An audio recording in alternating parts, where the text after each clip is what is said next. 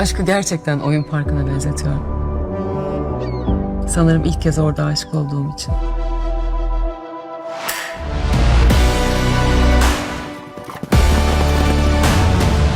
Hatırlayalım bakalım nasıl kesiliyormuş ayaklarımız yerden.